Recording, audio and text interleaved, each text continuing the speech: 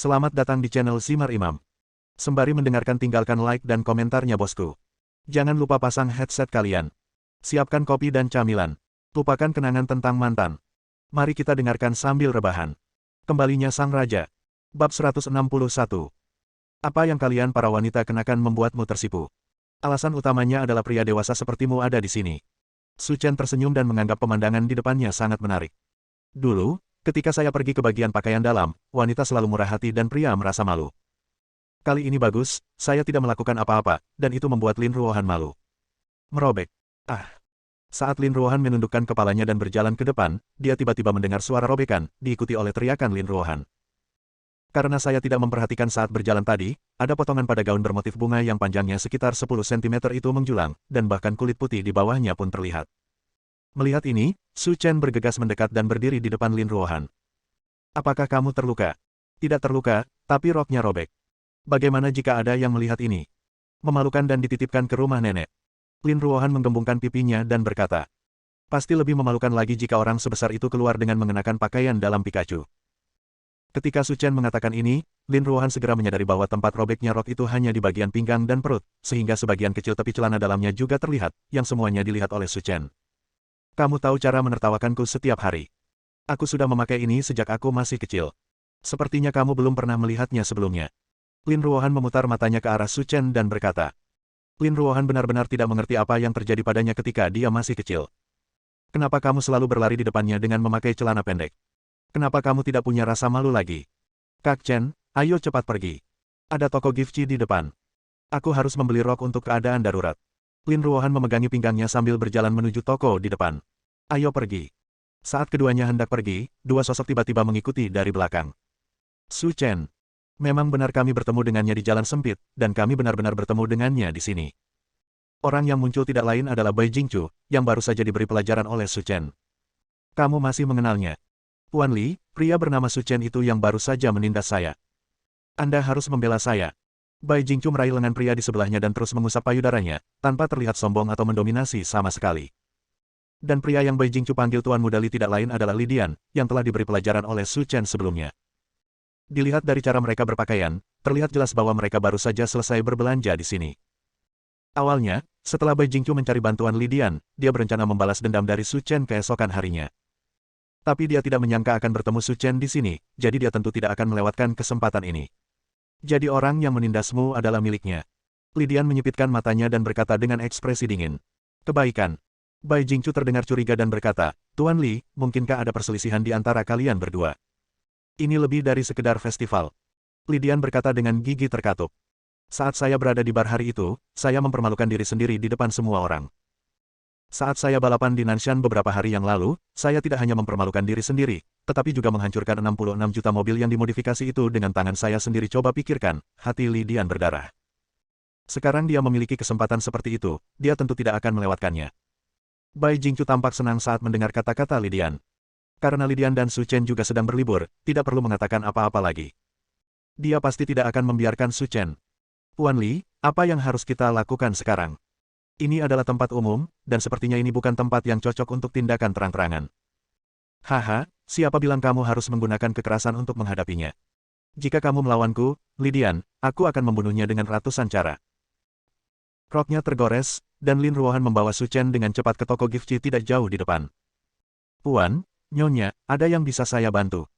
Semua produk baru yang dipajang di toko adalah produk baru tahun ini. Anda bisa pergi ke sini untuk memilih. Meski pakaian Su Chen sangat biasa, pemandu belanja wanita tetap menunjukkan sikap hangat. Karena Lin Ruohan yang berdiri di sampingnya begitu mempesona sehingga hanya berdiri di sana tanpa berbicara dapat membuat orang merasa tertekan. Orang-orang seperti itu pasti tidak kekurangan uang ketika mereka datang ke gift untuk membelanjakan uang. Tunjukkan padaku rok kontras hitam dan putih itu. Setelah memilih beberapa saat, kata Lin Ruohan. Nyonya, selera Anda sangat bagus. Potongan dan desain rok itu berkelas dunia.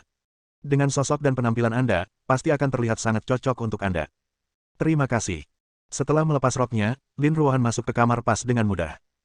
Su Chen sedang duduk di kursi di luar, bermain dengan ponselnya. Dering, dering, dering. Saat Su Chen sedang bermain game, ponselnya tiba-tiba teringat bahwa yang menelepon adalah Susihan. Tuan Su, apa yang Anda minta telah selesai. Times Square telah dibeli.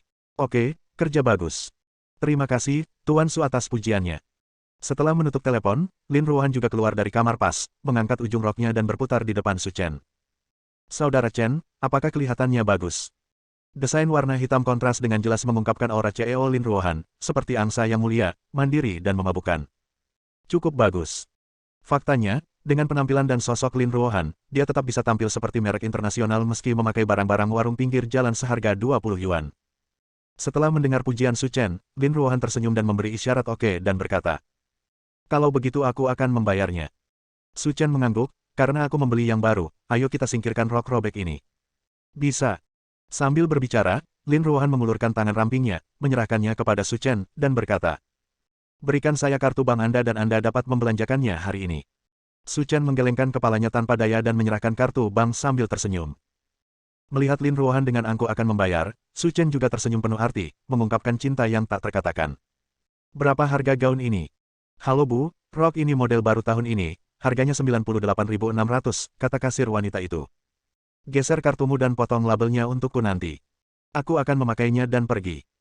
Lebih dari 90.000 yuan untuk sebuah rok jelas merupakan harga yang sangat mahal di mata orang lain, tetapi di mata Lin Ruohan, itu hanyalah setetes air di ember, bahkan tanpa mengedipkan mata. "Baik Bu, mohon tunggu sebentar." Del. Saat kasir hendak menggesek kartunya, dia tiba-tiba mendengar teriakan manajer toko.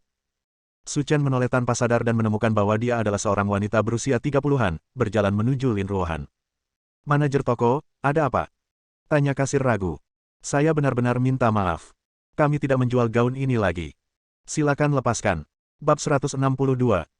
Mendengar ini, Lin Ruohan melirik ke arah manajer toko wanita. Aura yang kuat membuat manajer toko wanita menjadi pucat dan dia bahkan tidak berani berbicara. "Apa maksudmu?" "Tidak, itu tidak menarik. Saya hanya tidak ingin menjualnya kepada Anda." Manajer toko wanita itu berpura-pura tenang dan berkata, "Juga, toko Gifty kami adalah merek internasional yang besar. Orang biasa seperti Anda tidak memenuhi syarat untuk datang kepada kami untuk membelanjakan uang, jadi silakan kembali lagi." Melihat temperamen Lin Ruohan yang mulia dan keren, manajer toko wanita juga merasa sedikit bersalah. Dengan aura yang bisa mengusir orang ribuan mil jauhnya, dia tampak seperti wanita muda yang dilatih oleh keluarga kaya, jadi bagaimana dia bisa menjadi warga negara biasa? Tapi inilah yang diatur oleh manajer untuk dia lakukan. Untuk mempertahankan pekerjaannya, dia tidak melakukan apa-apa. "Tolong kembali." Biasanya, Lin Ruohan mungkin tidak tertarik dengan merek seperti Gifty. Tapi situasi hari ini istimewa. "Rok saya rusak, jadi saya datang ke sini untuk membeli rok untuk keadaan darurat. Tetapi, rok sebelumnya dibuang oleh saudara Chen. Jika tidak dijual kepada saya, apa yang akan saya lakukan?" "Hei, bukankah ini Su Chen? Kebetulan sekali, kita bertemu di sini." Tepat ketika suasana mencapai jalan buntu, tiba-tiba terdengar suara bercanda dari pintu. Su Chen menoleh tanpa sadar dan menemukan bahwa orang yang masuk sebenarnya adalah Li Dian dan Bai Jingchu. "Kenapa? Apakah kamu punya masalah jika aku berada di sini?" Su Chen mengangkat alisnya dan berkata, "Bagaimana mungkin?"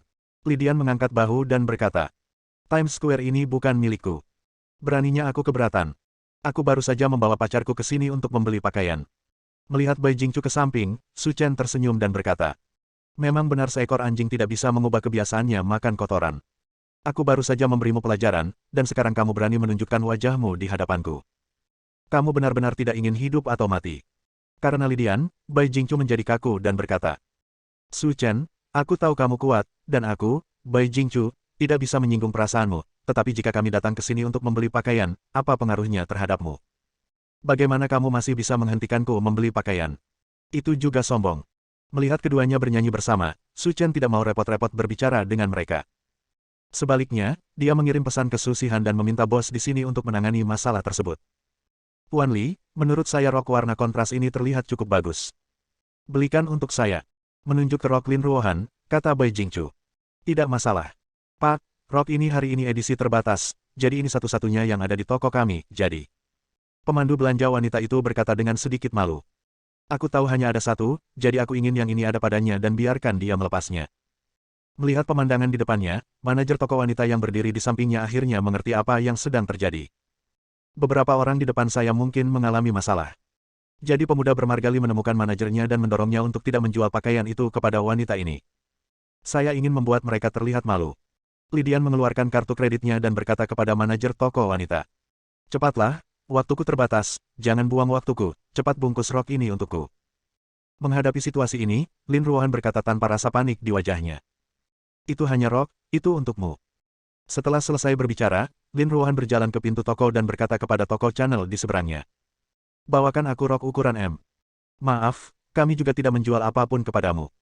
Ayo pergi dan lihat di tempat lain, kata manajer toko wanita yang menjaga pintu. Apa? Kamu juga tidak akan menjualnya?